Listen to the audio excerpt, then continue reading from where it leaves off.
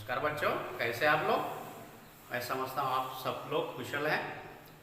बच्चों, इसके पहले आपने दोहा क्या है, दोहे की विशेषता क्या है, ये सब जान लिया है। अब हम पाठ के बारे में जानते हैं। इसके पहले पाठ के कवि कबीरदास के बारे में जानते हैं। बच्चों, कवि कबीरदास है।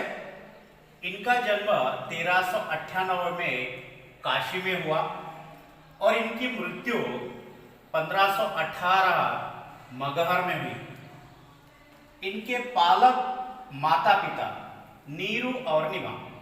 बच्चों, यहां पर ध्यान देने वाली बात एक है, कबीरदास के जन्मदाता कौन है यह पता नहीं है।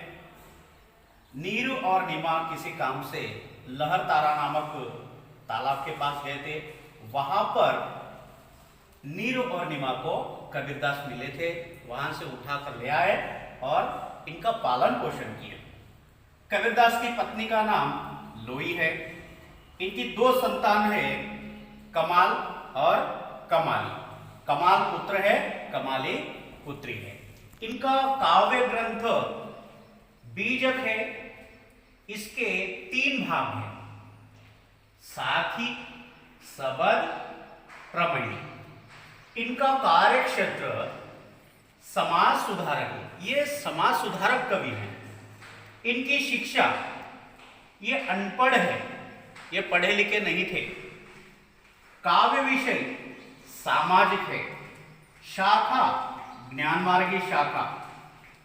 गुरु रामानंद, शिष्य धर्मदास। भाषा सधुकड़ी है। इनकी भाषा जो सधुकड़ी है, रामचंद्र शुक्ल के अनुसार इनकी भाषा सधुकड़ी माना गया है। क्यों? मतलब ये साधु रहने के कारण इनकी भाषा को सधुकड़ी कहा है। कुछ लोगों का यह भी कहना है कि इनकी भाषा को पंचमेल भी कहा है। पंचमेल कहने का एकमात्र कारण है बच्चों, इनकी भाषा में 5 भाषाओं का मेल मिलता है, इसीलिए पंचमेल भी कहा है। तो पंचमेल ये भाषाएं हैं, हिंदी, गुजराती, पंजाबी, सिंधी, ब्रज। बच्चों, एक बात ध्यान रखिए, शाखा ज्ञान मार्गी।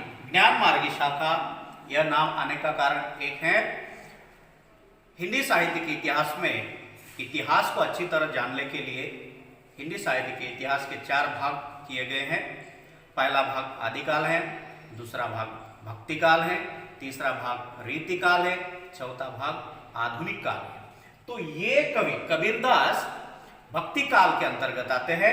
फिर भक्ति काल की 2 शाखाएं हैं, सगुण भक्ति शाखा, निर्गुण भक्ति शाखा। ये निर्गुण भक्ति शाखा के अंतर्गत आते हैं। निर्गुण भक्ति शाखा में भी ज्ञान मार्गी शाखा, प्रेम मार्गी शाखा। तो ये कवि ज्ञान मार्गी शाखा के कवि माने जाते हैं। तो बच्चों, कबीरदास के बारे में आपको अच्छी तरह समझ में आया होगा।